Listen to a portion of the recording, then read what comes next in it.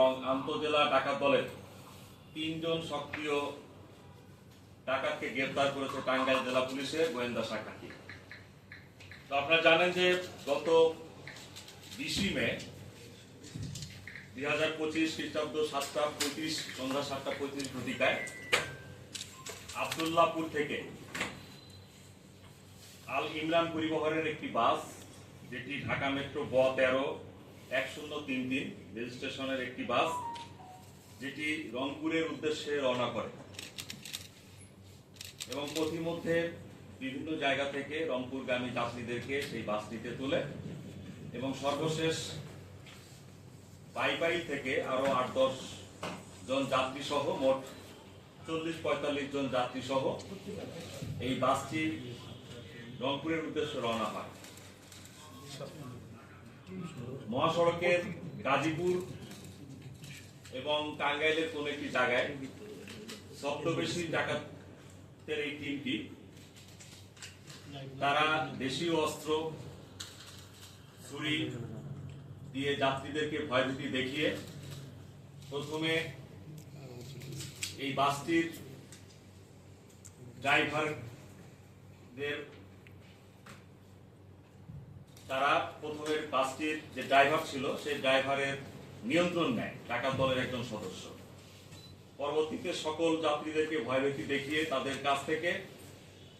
এই রংপুরগামী বাসটির টাঙ্গাইল মহাসড়ক সহ এছাড়া টাঙ্গাইল মহাসড়ক থেকে আবার ইউটার্ন করে গাজীপুর এবং টাঙ্গাইল এই জায়গাগুলো মধ্যরাত্রি সহ পুরাটা সময় এই বাসটি অতিক্রম করতে থাকে এবং ডাকাতি কার্যক্রম করতে থাকে। পথিমধ্যে এই ডাকাতি কার্যক্রমের শেষে সকাল 5:30 ঘটিকায় টাঙ্গাইল সদরের রাবনা বাইপাস সংলগ্ন শিবপুর বাজারের কাছাকাছি একটি জায়গায় ডাকাত টিম তাদের ডাকাতি কার্যক্রম শেষে যাত্রীদের কাছ থেকে লুণ্ঠিত মালামাল নিয়ে তারা নেমে পড়ে। তো ডাকাতি কার্যক্রমের এই ঘটনাটি সংগঠন শেষে আমাদের সদর থানার মোবাইল টিম প্রথমে জানতে পারে যে এরূপ একটি কার্যক্রম সংঘটিত হয়েছে এবং সাথে সাথে সেই বাসটির সকল যাত্রীদের সাথে আমাদের মোবাইল টিমটি কথা বলে এবং আমরা অতি দ্রুততম সময়ের ভিতরে সকল যাত্রীদের সাথে আমরা কথা বলি এবং আমি এবং আমাদের অফিসার সবাই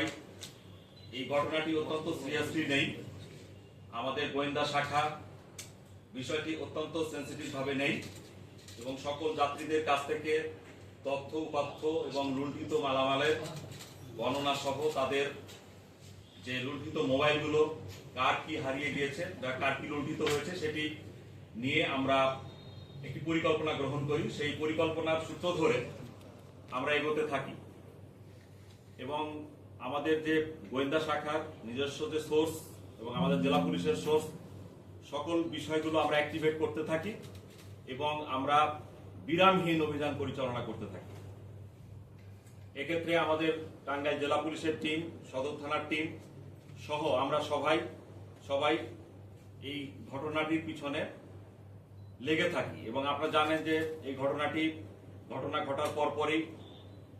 আপনাদের মাধ্যমে এটি দেশব্যাপী একটি চাঞ্চল্য সৃষ্টি করে এবং আমরা খুব দ্রুততম সময়ের ভিতরে টাঙ্গাইল জেলার ডিবি পুলিশের টিম এই ঘটনার সাথে জড়িত 3 জন আন্তজেলা সক্রিয় ডাকাত দলের সদস্যকে আমরা গ্রেপ্তার করতে সমর্থ হই এবং তাদের কাছ থেকে এই যাত্রীর লুণ্ঠিত মোট 19টি মোবাইল, এর ভিতরে 8টি টাচ মোবাইল এবং 11টি বাটন মোবাইল আমরা উদ্ধার করি এবং পাশাপাশি এখানে যাত্রীর যে কর্মস্থলের একটি আইডি কার্ড এবং যাত্রীদের কাছ থেকে লুণ্ঠনকৃত একটি ব্যাগ উদ্ধার করা হয় এবং সার্বিক পর্যালোচনায় পুরা বিষয়টি উঠে আসে এবং এখানে সিরাজগঞ্জের একটি আন্তজেলা ডাকাত দলের সক্রিয় সদস্য এবং আরো কিছু সদস্য এই ঘটনাটি ঘটিয়েছে এবং আমরা পুরো ঘটনাটি আমরা ডিটেক্ট করতে পেরেছি এবং লুণ্ঠিত যে সমস্ত মোবাইল, সেই মোবাইলগুলো ইতিমধ্যে আমরা যাত্রীদের সাথে কথা বলেছি এবং সেই লুণ্ঠিত মোবাইলগুলোর সাথে তাদের যে নাম্বারগুলো এবং আইএমই নাম্বার সকল কিছু ইতিমধ্যে মিলে গিয়েছে। তো আমরা টাঙ্গাইল জেলা পুলিশ আপনাদের মাধ্যমে দেশবাসীকে জানাতে চাই যে আমাদের খুব দ্রুত বিষয়গুলো আমরা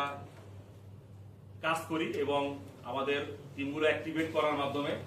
এই চাঞ্চল্যকর বাস ডাকাতির যে ঘটনাটি ঘটলো, এটির পুরো ঘটনাটি